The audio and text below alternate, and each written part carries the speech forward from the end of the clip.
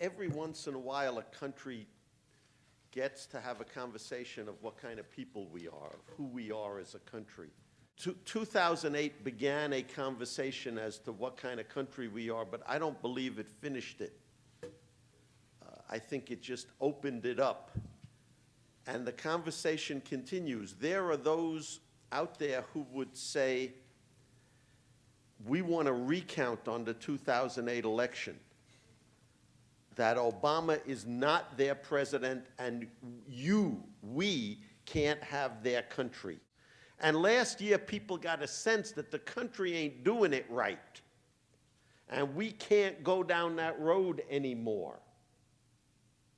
But we haven't picked the road we're going to be on yet. We haven't turned the corner.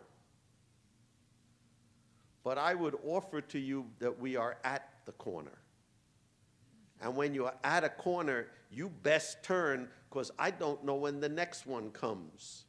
From a political, analytical point of view, the last time America turned the corner was 1980. And we sure turned wrong. And I went to Gettysburg. And they had a fight there in 1863, and it was not about health care. They were fighting for what kind of country America was going to be. Right there, America decided what kind of country it was going to be. At the end of the battle, one army was beat, and one army was marching ahead, and America found its soul. There's a monument to Pennsylvania, and it lists the names of all the people who fought and died there. We are in a battle for the soul of America today, right now. It is fought over health care. 6 weeks, 8 weeks from now, one army marches ahead, and the other one is on the side of the road with their banner in the dust.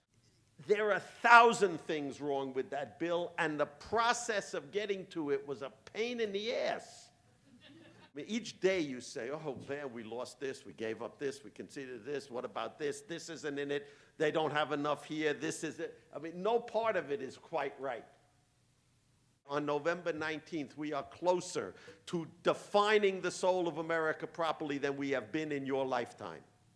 Each time we fall, we're closer to where we got to be. We have pushed this process so America can say, 8 weeks from now, 6 weeks from now, I don't know the date, we are going to establish a public good with government and the public in it, a public health care structure, and we're going to say everybody in America should have health care, and we're going to say it for the first time, and we're going to say it after 2 generations of peeing all over those kind of ideas.